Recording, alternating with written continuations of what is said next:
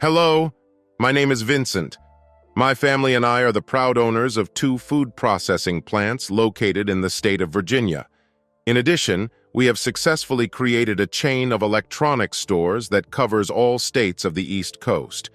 But my most significant achievement, which I am proud of, is the creation of the Vincent Law Firm, in the development of which my children have been involved for many years. You see, in my youth, I aspired to a career as a lawyer, but now, at the age of 88, I am in a hospital bed and close to the end of my life. I share these thoughts with you. I reflect on the current state of my mind and body, realizing that my stay on this earth is coming to an end. Indeed, about a year ago, doctors gave me a terrible diagnosis: liver cancer.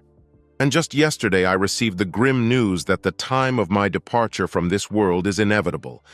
There are only a few short days left. Up to this point, my children regularly visited me every day, and their tearful eyes testified to their deep love for me. Now, when I'm advised to find solace in peace, my mind begins to wander through a huge collection of significant moments that have shaped my existence, as if preparing for a final introspection before setting off on my last journey.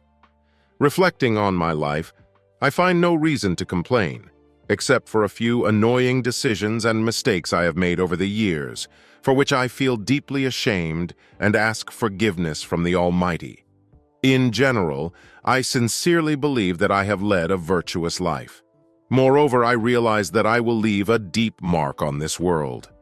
But the pinnacle of my existence, the achievement that fills me with the greatest pride, surpasses all others. My most important virtue is that I have brought up and guided my children along the path of goodness and justice, instilled in them a deep respect for others. Together with my wife, we have successfully raised a loving family consisting of 2 sons and 1 daughter. Currently, each of them has embarked on their own path of marriage and parents, continuing to follow the values that we instilled in them. Of course, my children are distinguished not only by the fact that my wife and I have successfully raised them to be compassionate and responsible people. You see, at the time when we were just starting our family journey, it was customary for young couples to have children and parents to guide them on the right path in life. For me, the fact that in my teens, in the early 40s, I became seriously ill is of great importance. I suffered a severe fever that lasted for 2 long days and nights. And although I recovered after about a week, later in adulthood, it turned out that this fever had a negative effect on my ability to conceive children. After several years of married life had passed, and my wife had not become pregnant, I sought medical help.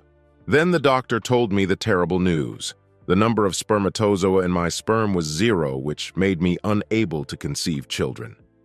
You may wonder how I managed to become a father despite the above circumstances. Someone may assume that I married a widow with already existing children and accepted them as my own. Others may assume that my wife and I decided to adopt children after marriage. But none of these options coincide with our reality. Let me share with you a true story about how it all happened. In the year 1922, I was born in a small town located on the east coast of the United States. Unfortunately, shortly after my birth, my father left my mother, leaving her to raise me alone. By a tragic accident, when I was only 5 years old, my mother died of tuberculosis. I don't remember her face, and I've never seen her photos. In those days, capturing moments with photos was not as common as it is now. However, I was told that she had great beauty and loved me very much. After the death of my mother, I found myself under the care of my grandmother in a spacious house located on the outskirts of the quaint town of Rockridge. In that era, life was both simple and complex. If half of the children of my age could not attend school, the other half either belonged to wealthy families or had to combine work and study without leaving home. Although I was not born in affluence, I consider myself lucky because my grandmother insisted that I get a secondary education after finishing elementary school. For the next 4 years, I was among the lucky few who had the opportunity to attend Rockridge High School. Although graduating from high school wasn't common in those days, my grandmother thought it wasn't enough. She insisted that I go to college right after graduating from high school. This was in the period after the Second World War, when the world economy was slowly recovering. Naturally, financial resources remained scarce for us. In addition, the need to live in a bustling city created additional difficulties for continuing education. Circumstances forced my grandmother to sell part of our farm to cover my expenses. Unfortunately, 6 months before I was supposed to graduate from law school, my grandmother, who was my only relative, died peacefully in her bed. It happened in the year 1944 when I was only 22 years old. After graduating from college, I successfully received a law degree and officially became a lawyer. Shortly after graduation, I decided to sell my late grandmother's house and the remaining land around it. With the proceeds from the sale of the farm, I purchased a modest house and a car in the charming Rockridge neighborhood. Prior to that, limited time and financial resources did not allow me to communicate with women often, as a result of which I had only a few dates in my entire life. Although I managed to share a few kisses with some of them, my romantic experience was very limited. After graduating from college, my experience with women changed. Sometime after I started working at a small law firm in Rockridge, I met a woman who became my future wife. Working in the company turned out to be financially profitable and allowed me to earn a good income. On weekends, I willingly got into the car and went out of town, enjoying the beauty of nature. Despite the fact that I lived in the city, my heart still belonged to the village, because at heart, I remained a village guy. It was during one of these trips, about 30 miles from home, that I found myself on a bad road surrounded by a lot of trees. Immersed in the scenery and sounds, I suddenly heard a sound that caught my attention. An unusual clanking sound came from the engine of my car, breaking the serene atmosphere. There has been no traffic on the road for the last 20 minutes, and until the moment I heard this unusual sound, I was enjoying the picturesque nature. A few seconds after the unpleasant sound appeared, the engine abruptly stopped working. Fortunately, the car kept a little forward movement, which allowed me to gently pull it to the side of the road. I tried to inspect the engine by lifting the hood, but my limited knowledge of cars quickly told me I needed help. My gaze fell on the distant spire of a small church located about 2 miles ahead and to the right. Realizing that the church was on the side of the road, I decided to walk around it through the fields and head to my destination in a direct way. After half an hour of walking, I came to the church and could not help noticing a well-kept house standing just a couple of 100 meters away from it. Feeling an urgent need for help, I went to the house and knocked on the door. As soon as the door swung open, an indescribable feeling, unlike anything I have ever experienced, covered me. The young woman standing in front of me seemed to have an inexplicable power, mesmerizing my senses in a way I had never known. Speechless, I stood in front of her, unable to look away. The young woman was of average height, about 20 years old. Maybe she didn't have the charm of a beauty, but she radiated a unique charm that captivated me, even if I didn't realize it at the time. Without knowing it, I was already smitten on the spot and fell in love with her during the first meeting. She introduced herself as Mary Beth Goldman. Being the only child of a priest, she lived with her parents in a house adjacent to the church. It took me several weeks to realize that, despite being 20 years old, she had never traveled beyond 50 miles from her home. As I got to know her, it became obvious that Mary Beth, or Beth as I affectionately called her, had a surprisingly innocent nature for her age. She attracted me with an inexplicable charm, attracting my attention from the very first day when our paths crossed. That day, standing in the doorway of her house, she was wearing a knee-length plaid dress, which further emphasized her charm. Our courtship began soon after the first meeting, although her father initially treated me with doubt. Fortunately, her mother had a more favorable opinion, and considering that Beth was already 20 years old, she had the right to make her own decisions. As we continued to spend time together, our bond grew stronger. When I first kissed her, she was surprised but did not protest and did not reciprocate. Our dates often took place under the pretext of going to the cinema, which allowed us to enjoy minutes of communication with each other. Most often, I brought her to my house where we indulged in intimate relationships, exchanged passionate kisses, and explored each other's bodies. Surprisingly, less than 9 months after our first meeting, we decided to tie the knot and she moved in with me. Beth's strong desire to start a family grew, coinciding with my successful career as a lawyer. As a result, we acquired a much larger house in the Rock Ridge Heights area with a large amount of land adjacent to it. This exquisite house, located on a long ridge in the southern part of the city, was adjacent to a street with the same picturesque view. From the height of the house, there was a breathtaking panorama of the city and a view of the river flowing a few miles away. Despite the fact that the house was built half a century ago, it proudly towered over the city. Its sturdy construction is still in immaculate condition. To maintain its excellent condition, only a fresh coat of paint and a roof were needed. Our house was located on a street decorated with large manor plots, which provided ample space and privacy. Neighbors surrounded us on both sides, located at least 100 yards away from us in all directions. But on the opposite side of the street, because of the narrow width of the rocky ridge, houses could not be built.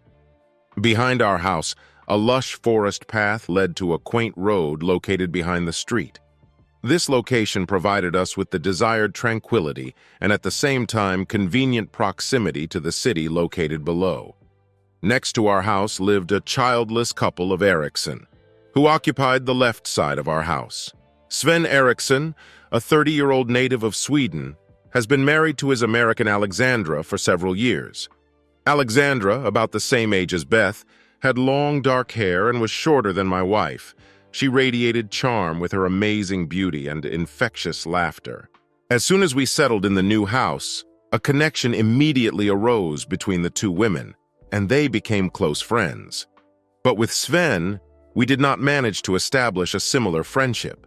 Moreover, he seemed to me rather self-centered and overly arrogant. Therefore, despite the close friendship and frequent visits of our wives, I had to make conscious efforts to maintain a cordial attitude towards Sven. Apparently, he didn't really like my company either, and our conversations were limited to those rare occasions when the four of us gathered in the courtyard for lunch. Over time, I learned that Sven's family immigrated to America as a child. His father was engaged in winemaking, and now Sven has become the owner of his father's business. Running an institution in the city center, he led a team of 12 full-time employees. Sven's wine business flourished, and his collection consisted of 4 or 5 brands of wines, which were distributed throughout many states. Stored in controlled and optimal conditions of a spacious basement, the wines flourished. Sven's passion for winemaking went beyond traditional varieties, and he constantly tried to create original varieties. It is interesting to note that under the ridge where our houses were located, in the depths of the rock there was a network of natural caves intertwined with man-made tunnels. A century ago, these underground tunnels served as a secret storage of prohibited goods, providing access to the river through the main tunnels. This secret system was used even in the era of prohibition on the sale of alcoholic beverages and their transportation by river. Sven's parents, who emigrated from Sweden, unfortunately died. Sven himself was the image of a typical Viking, but I had a strong dislike for him. His egocentricity was obvious, and I noticed more than once how he cast alluring glances at my wife, which did not leave her imagination indifferent. Several times I plucked up the courage to share my concerns with Beth, expressing concern about Sven's behavior. But to my surprise, she found it quite funny and reacted with laughter. Jokingly, she even asked if my feelings were caused by jealousy of Sven. If I had the good fortune to become a father, it would be a miracle. But one fateful day, my wife told him the shocking news. She was pregnant. Confusion appeared on my face, and I doubted the possibility of such happiness. This event happened a year after moving into a new house. But here's what happened up to this point. One day, Beth suggested that we visit our family doctor together to find out all the possible underlying problems that could hinder our ability to conceive. She gave each of us a separate appointment. When I returned home the following Monday, Beth enthusiastically hugged me and informed me that she was fine with the health condition for pregnancy. She was looking forward to the results of my visit, which was scheduled for Friday of the same week. During the visit, the doctor conducted a thorough examination, asking various questions, and then took a sample of my sperm for microscopic analysis. I was stunned when it turned out that my sperm level was 0. Yes, you got it right. 0. In fact, the chances that I would ever become a father seemed impossible without a miracle. It turned out that the fever I experienced as a teenager irreversibly disrupted my ability to produce the small swimmers necessary for conceiving a child. This news devastated me, and I couldn't imagine how Beth would react to it. She was looking forward to the beginning of our journey to parenthood.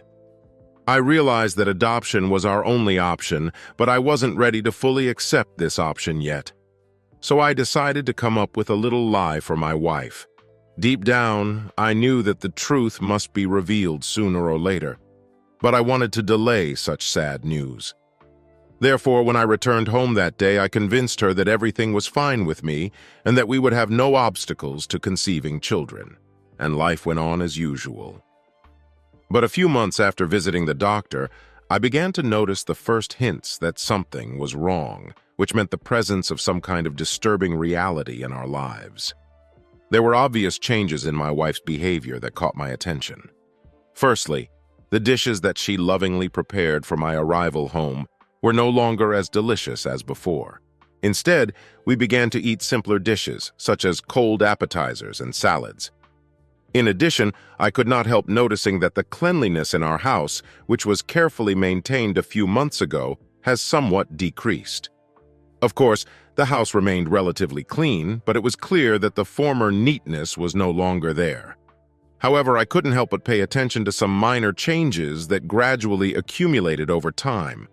The bed, once immaculately made, now lacked the usual neatness. In addition, timely laundry began to take place somewhat irregularly, and even dirty dishes sometimes lingered in the sink for a long time.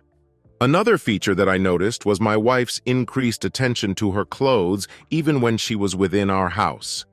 These changes puzzled me, and I could not find an explanation for them. Naturally, I did not make a fuss, deciding not to attach importance to these changes, and after a few weeks, I was overcome by the strongest emotional excitement. One day, returning home from work, my wife announced the terrible news: she is pregnant. Naturally, she expected that my reaction to such news would be joyful. Her joyous mood was evident from the wide grin that graced her face when she broke the news. She hugged me tightly, pressed her lips to my lips, looking forward to my joy in return. "Are you happy, Vincent? We're finally going to be a family. You're going to be a father, and I'm going to be a mother soon," she exclaimed, beaming with delight. "This is an incredible surprise, Beth. I have almost given up hope that we will be able to have children."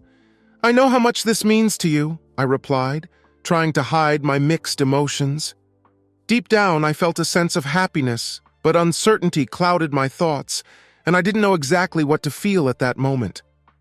When I found out about her pregnancy, I had two options in my head. Either the semen analysis performed on me was erroneous, or I had an anxious thought. Is my wife cheating on me? From that day on, Beth seemed to exist in her own world, absorbed in preparing for the upcoming arrival of our child. She diligently began to redevelop one of the rooms of our house, at the same time actively buying clothes for herself and for the unborn child. Caught up in the uncertainty, my mind was constantly puzzling over the question: who was she cheating with? Countless sleepless nights were spent trying to solve this mystery, but every time my thoughts led me to the same disappointing conclusion. She probably had an affair with our neighbor. But on reflection, I realized that my suspicions may have been unfounded. After all, my wife was always at home, and without having her own car, she was not able to travel far from home. Besides, I was well aware that Sven's wife, Alexandra often went to visit her sick mother in Maple Hill, which was 90 miles away. Once every 2 weeks, she boarded the train to spend a few days caring for her mother. It could not escape me that in those days when Sven's wife was not at home, he stayed at home and did his wine experiments in the basement. These coincidences seemed too strange to me, and I suggested that perhaps my wife and Sven were not only indulging in wine experiments, but also started to conceive a child together. Despite the fact that my wife was carrying Sven's child, she continued to treat me with unfailing kindness, persistently trying to lure me to the sofa or to our bedroom, as if hoping for a resumption of communication. She showed an increased willingness for intimate relationships, readily agreeing to anything I wanted. And yet, despite all this, I understood that I was facing a grandiose decision that required special attention from me. Despite my deep love for her, I found myself facing a difficult choice. Should I abruptly end our relationship or pretend that I don't know anything and continue to live as if nothing had happened? It was clear to me that finding another woman who could match her in her merits would not be an easy task, not to mention the fact that she took perfect care of our house and of me, and her culinary skills were truly amazing when she put her whole soul into it. Therefore, I decided to refrain from hasty actions and observe the development of events. In order to break up with her, I needed indisputable evidence of her infidelity. Unfortunately, DNA tests were not available at that time, and I had to collect weighty evidence of her infidelity. Perhaps photos or eyewitness accounts of her closeness with Sven would be enough for me. Alternatively, I could rely on the certainty of my infertility, which I needed to confirm without a shadow of a doubt. 2 weeks later, I developed a plan for a trip to Richmond under the guise of a business trip, where I went to the doctor for a second sperm analysis. As expected, the doctor's diagnosis confirmed my worst fears. I have received the horrifying news that I am completely infertile, and there is no chance that this will ever change. It was the harsh realization that Beth had deceived me in the most terrible way. She allowed another man to impregnate her, intending to marry the child to mine. Meanwhile, my career as a lawyer was flourishing, and I was on the verge of acquiring a law firm in which I was a partner. Since my busy work schedule took up a lot of my time, I didn't have the opportunity to think about Beth's betrayal or closely monitor her actions. It's been several months since I've been able to catch her behaving inappropriately with Spence. Although I was still deeply offended by her action, my anger had somewhat subsided. When I came home from work, Beth would lift up her shirt and slightly adjust her skirt, demonstrating the lack of decency that is not characteristic of a real housewife. Then she asked me to put my hand on her stomach, checking if there were any noticeable changes in size compared to the previous day. She didn't understand what emotions flared up in me when I looked at her stomach. At first, anger ran through my veins, growing stronger with each passing moment. It was a poignant reminder that my beloved wife, standing in front of me, offers me to touch the growing belly in which there is a child from another man, and at the same time passes it off as my own. In such cases, I couldn't help but imagine her and her lover laughing at me, mocking and ridiculing me behind closed doors. In this regard, numerous questions began to form in my mind. Where did they meet? How often did they indulge in vicious pursuits? Did she get great pleasure from every meeting with him? Or was it a one-time activity just to conceive a child? What exactly did they do together? Behind these reflections, a whirlwind of emotions covered me: anger, self-pity, curiosity, and even longing love. Yes, no matter what, I still loved her. However, the answer to this last question quickly became clear when I unexpectedly returned home in the middle of the day to pick up some necessary documents from my office. At that time, she was in the 3rd trimester of pregnancy. A year before that, I ordered a contractor to build an extension to our house, located above a spacious garage, which was already part of our property. This extension served as my home office where I could work. It was conveniently connected to the main house by a door leading to the corridor of the 2nd floor. In addition, there was an entrance with a staircase that led directly to the inside of the garage. On this day, as usual, I drove my car into the garage. But since my only desire was to get the necessary documents quickly, I entered my home office by the stairs in the garage, holding the papers in my hands. Planning to exit the same way I entered, I was abruptly stopped by unusual sounds coming from the other side of the door leading to the hallway of our house. At that moment, understanding flashed through me like lightning. I knew perfectly well that Alexandra had left the day before to take care of her sick mother, and then it dawned on me that all these sounds are unmistakable sounds that my unfaithful wife made during her love date.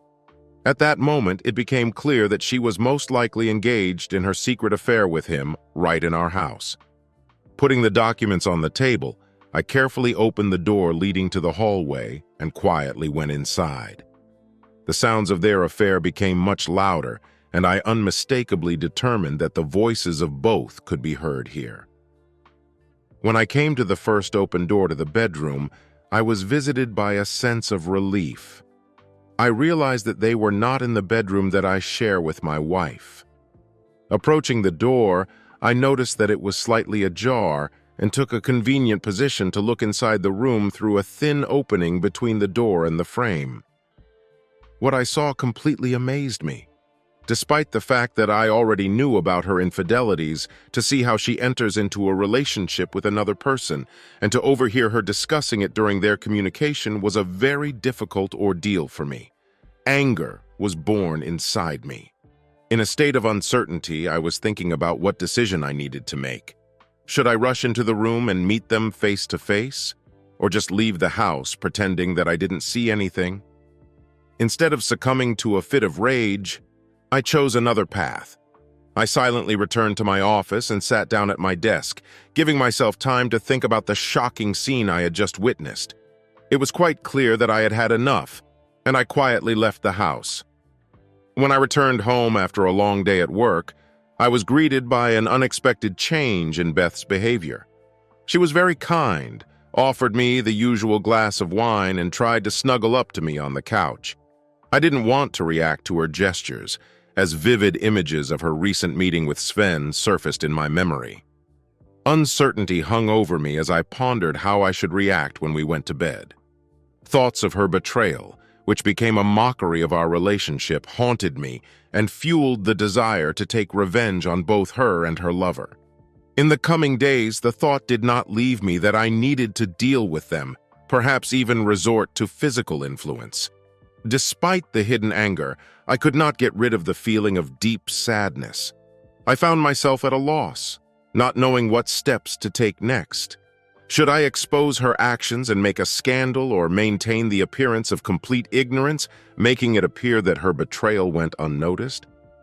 It is important to note that in those days, the departure of a man from his wife was extremely unusual. Divorce was frowned upon and viewed as a collective failure of both partners in marriage. I knew perfectly well that if I broke up with Beth, it would have a detrimental effect on my business. It was hard for me to convince myself that Beth's love for me was not waning. Despite her constant attention, care, and skillful housekeeping, I could not help but doubt her feelings for me, especially now that she had a connection with Sven. Deep down, I wanted to believe that her love for me was preserved even against the background of her novel. At the same time, I couldn't deny that I no longer held a special place in her heart. I became just a fool, and most likely her respect for me decreased, even if she believed that I did not notice her infidelity. Unfortunately, it was impossible to change the past or undo her actions. I found myself at a crossroads. Either accept reality and coexist with its infidelity, or take decisive action and erase it from my life.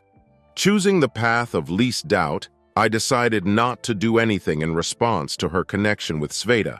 Instead, I pretended not to notice anything, as if her betrayal had gone unnoticed.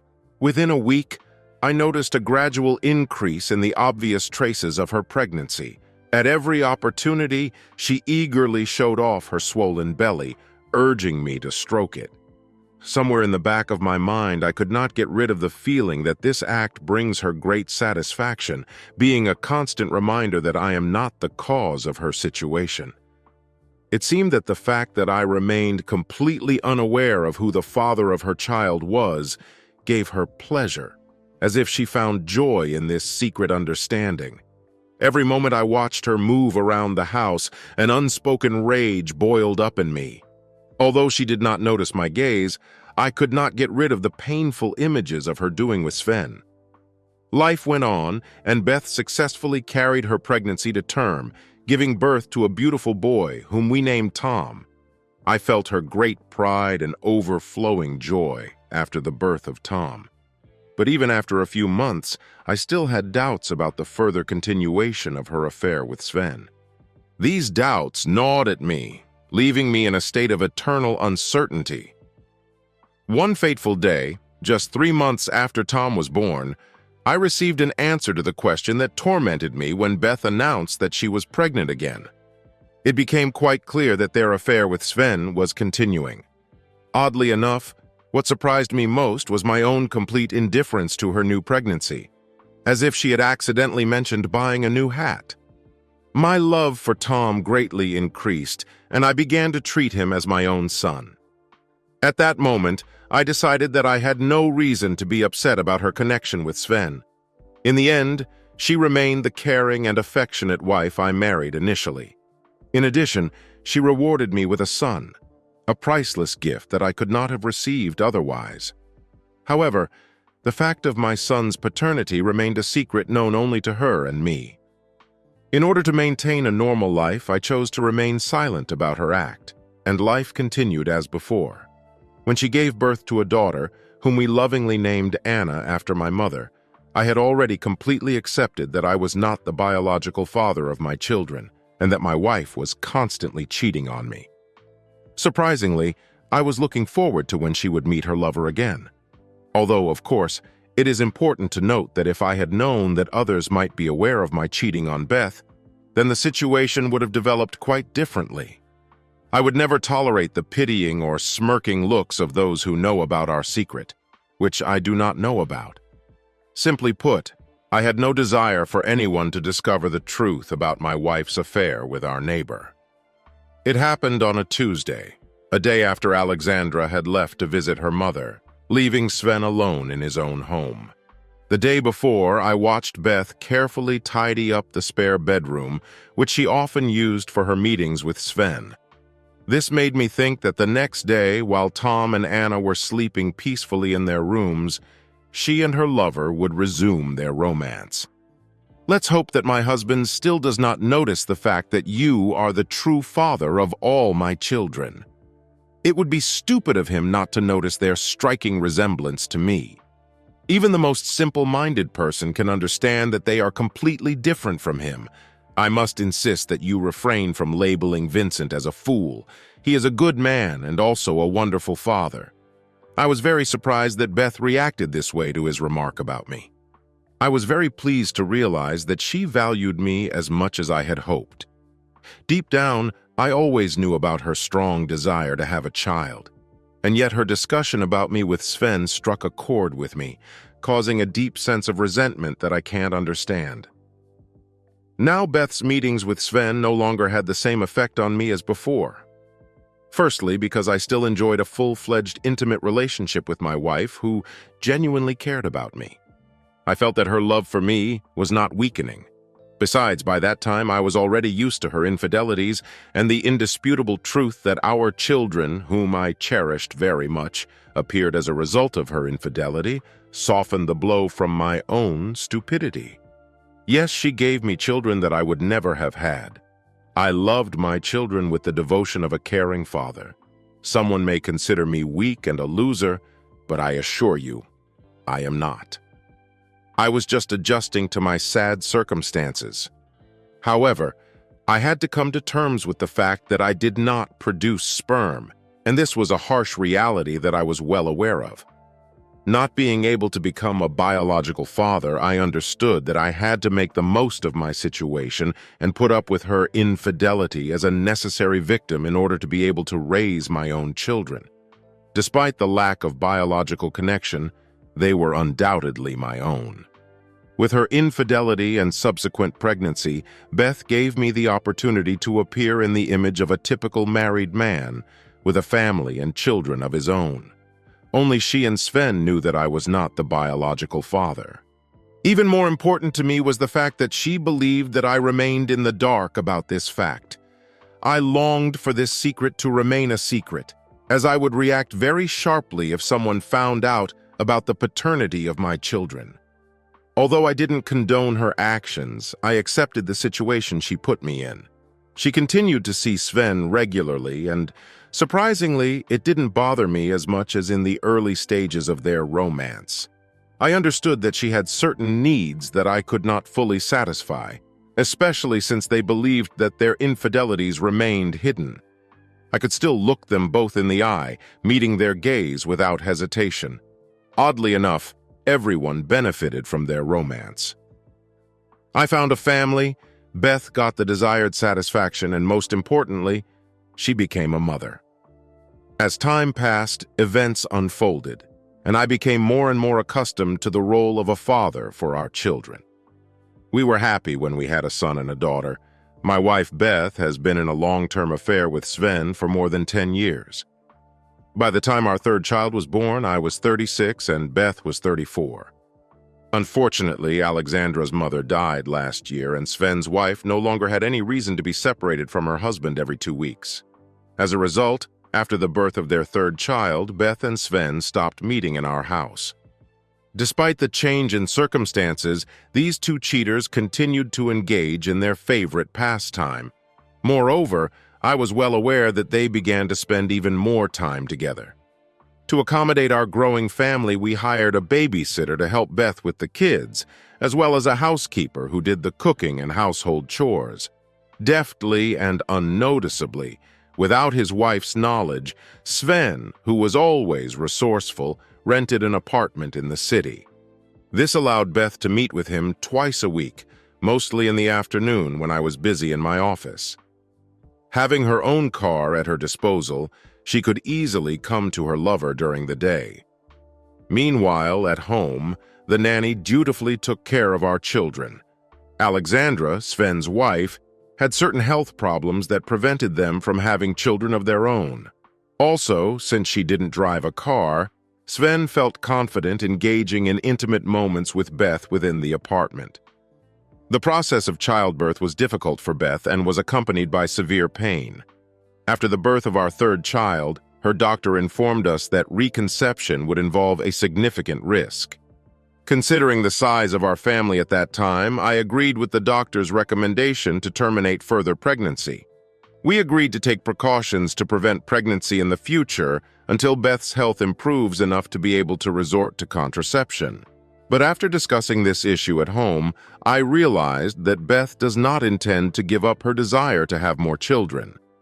I needed to urgently find a solution to put an end to this situation. The only way I could imagine was to tell about my fame about their infidelities, which would force them to end the relationship. But such a course of action would require me to admit not only to them, but also, perhaps, to everyone that I am not the biological father of my children. It would mean admitting that I have been deceived all these years. I considered this option completely unacceptable for myself, and yet I tried to find an alternative way out of this painful problem. The more I thought about the complexity of the situation, the more unattainable the solution seemed. The thought of having to admit that I knew from the very beginning about my wife's affair with Sven, and even more difficult, to tell her that I knew I was not the biological father of our children, was excruciating. I assumed that this revelation would lead to her resuming her meetings with Sven. I suspected that he would not hesitate to impregnate her again, despite the possible risk to her well-being. In the end, I decided that I would have to choose between Beth and Sven. And I chose Beth because she was my wife and the mother of our children. Besides, I had to think about their welfare. Consequently, it was on that day that I decided that Sven should be removed from our lives. It was on the day I bought the house almost 12 years ago that I was surprised to find that the basement was connected to a tunnel that runs under several other houses on the same street. The tunnel stretched towards the nearby river for several miles, and the Ridge residential complex was connected to a number of caves connected by this elaborate tunnel. Naturally, when buying a house, the first thing I did was to make sure that both ends of the tunnel were securely closed. On one side, it reached about 50 feet, after which the ceiling collapsed, effectively blocking the passage. Thus, this end was not cause for concern. But on the opposite side, leading to Sven's house, the tunnel continued for more than 200 feet until it came to a solid oak door, preserved in excellent condition. The passage was blocked by a pile of stones that had fallen from the ceiling, which actually did not allow the door to be opened. I consoled myself with the fact that there was no reason to fear penetration into my house through the tunnel. It was located at a considerable depth under the house, and it was possible to get into it by 2 stairs. The first staircase, wooden, led to the basement of the house. From there, another ladder was carefully cut into the rock, which descended another 20 feet and opened the entrance to the tunnel. Until now, I have never tried to open a solid oak door. Firstly, it was securely locked with a huge padlock. Secondly, even if it was possible to open it after many years of imprisonment, the pile of stones blocking the way was in itself a deterrent. But the circumstances required an unobtrusive entry into Sven's basement, and I was curious if the passage behind this door would lead me to the wine cellar. I was thinking about cutting off the old padlock with a hacksaw, imagining the possibility of discovering a secret passage. To the sounds of the hinges creaking, I opened the formidable door with sufficient effort, opening a narrow gap of several centimeters. The metal rod I used proved to be effective in this matter, and at that moment a weak stream of air touched my face. After spending several hours carefully laying stones on both sides of the wall, I finally decided to move to the other side. Picking up a flashlight, I squeezed through the partially ajar door and crawled through the narrow opening. As expected, after walking about 100 meters, I found myself behind a tall wooden shelf decorated with many wine bottles. This confirmed that I was in Sven's wine cellar. With great difficulty, I managed to get between the shelf and the next wall, and in the end, I found myself in the heart of Sven's wine shelter. The familiar layout was not alien to me, since I had already accompanied Sven many times. The cellar contained an impressive collection of thousands of bottles of wine, neatly arranged on shelves located in the far corners of the room. At the farthest end of the cellar, my attention was attracted by a row of wooden barrels, each of which was filled with wine and was in the process of aging. Then it dawned on me that I had found a secret way to get into Sven's basement without arousing suspicion. Before I left, I took the opportunity and pocketed a bottle of the best wine. My plan was simple. I knew that he had several experimental batches of wine wandering around in the upper part of the basement. Over time, he will transfer 5-liter glass containers to the lower basement for secondary fermentation, since the temperature there is more favorable for their gradual maturation. According to my calculations, I developed a plan to apply a thin layer of lubricant to the second or third step, carefully carved into the rock so that Sven would not slip when transferring the original glass container. For the next 2 days, I chose not to leave the house, devoting myself to work in my home office.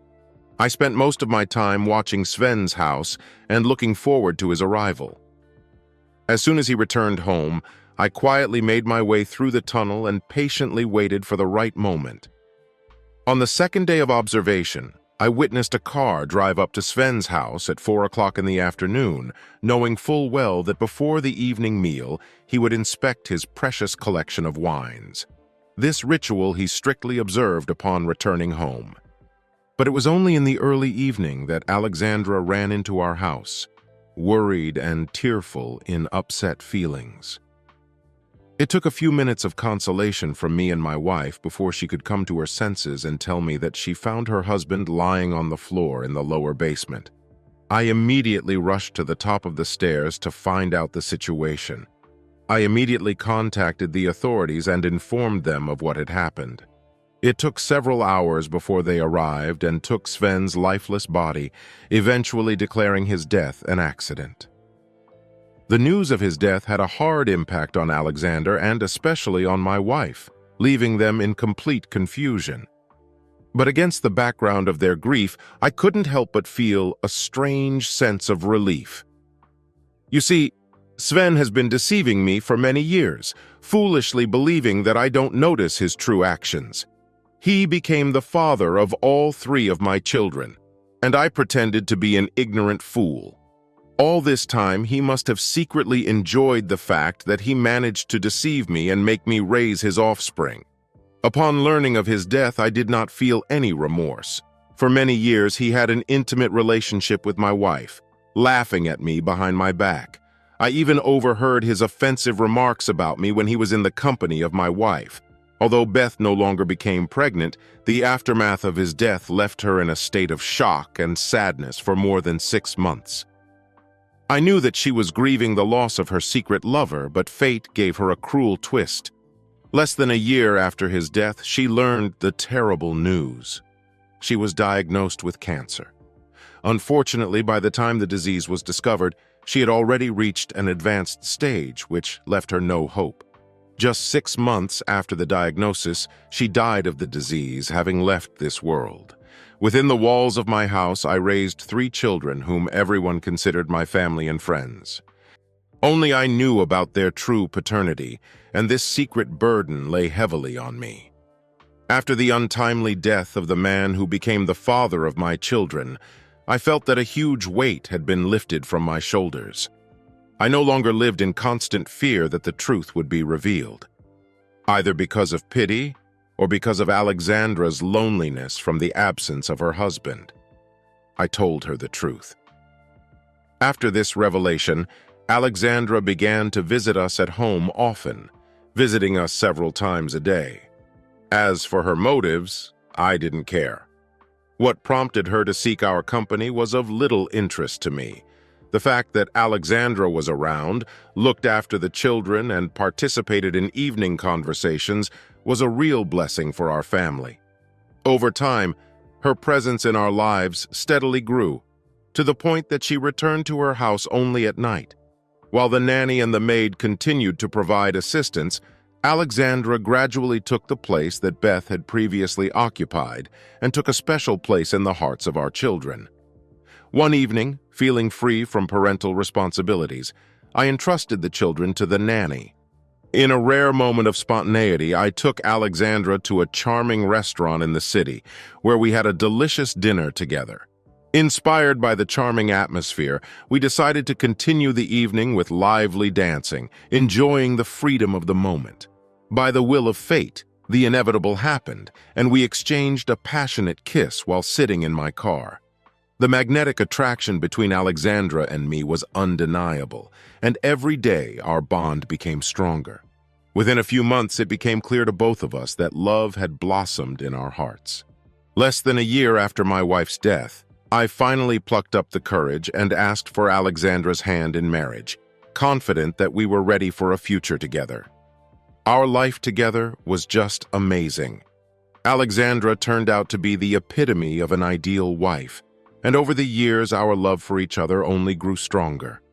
When the last of my children spread their wings and set off on their university journey, Alexandra and I were still deeply in love with each other and possessed enormous wealth.